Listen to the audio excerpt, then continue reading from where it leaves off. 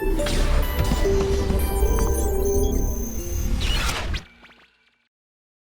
there are four things you should look out for, that you should be mindful of. That global trade is becoming fragmented.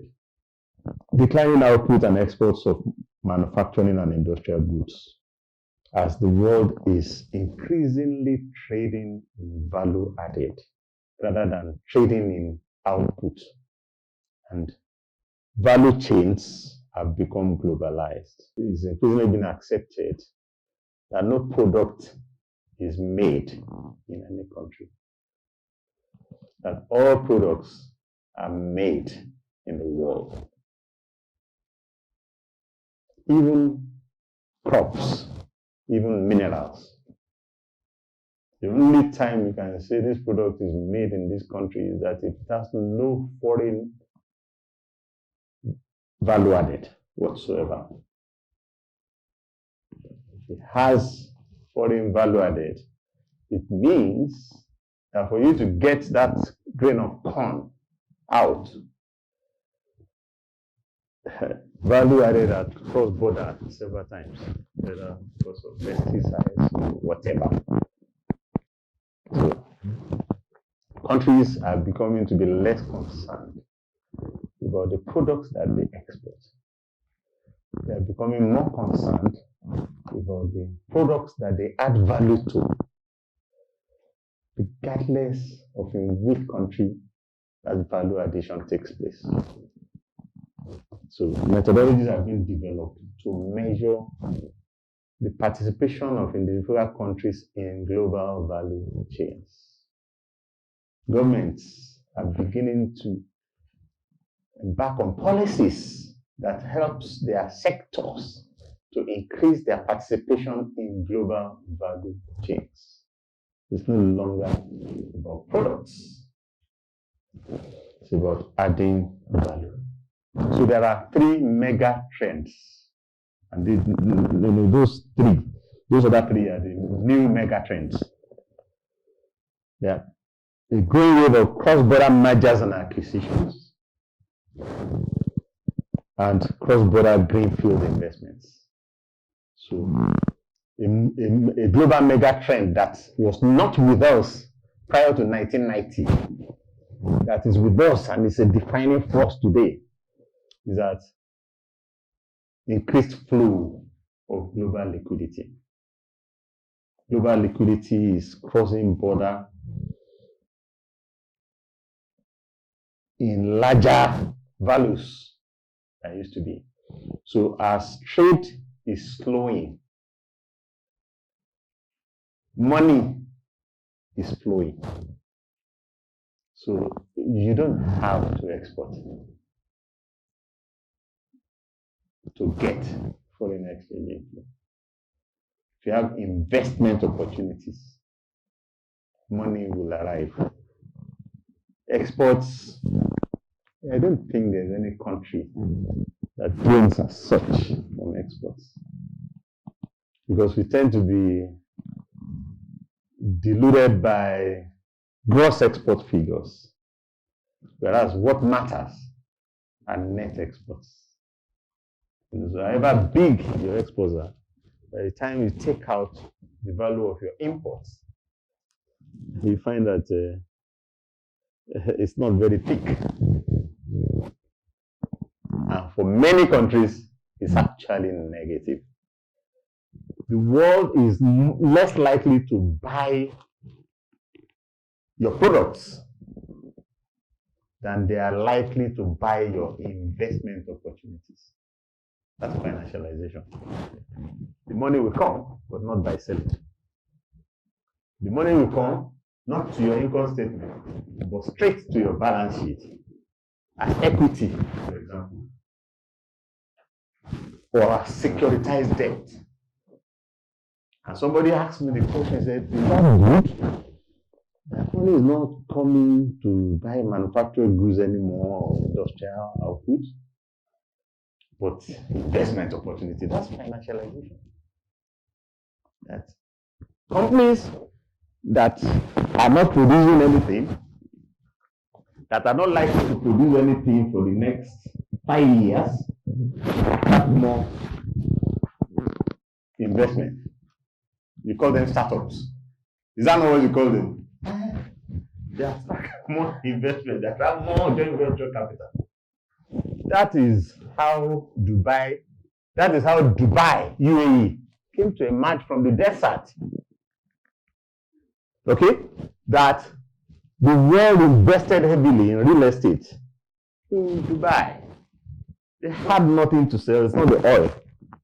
Those cities, they had nothing to sell, but they had a vision and they were bought into that vision. And today, Dubai is a global city.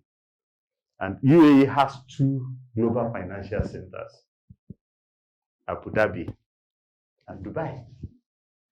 So the world is not buying what we produce today. The world wants to take position in adding value to what we will produce tomorrow. And it does not have to be a product. Most often, it's a service. Dematerialization is an emerging reality. Interdigitalization, commodification, servitization, and digitization is contributing to the melting down of bricks, mortals, and is increasingly leading to migration of economic activities from places to space. Activity is beginning to migrate into space. So the outlook for Nigeria, for anybody, for the world, is that financial opportunities will get even larger and real opportunities will get even smaller. The second way of anticipating the framework is that the concomitant ebbs and flows in economic streams. Now, economic streams will follow those prices. So you know that streams, good stream will continue to ebb as dematerialization takes hold. Services, ideas, money, and talent streams will all surge as more innovations unfold to support servitization. And the third, so one is before the match, the second is during the match. That's the the activities that you get engaged in now. Is that, hey, it's more likely to be less about goods, more about. And the third and final one is you can predict what's going to contract. So income flows are likely to contract. Wealth stocks are likely to expand. So have an eye on your balance sheet. Bring every component of the balance sheet under microscope and ask, how can I optimize? And ask, how can I preserve values?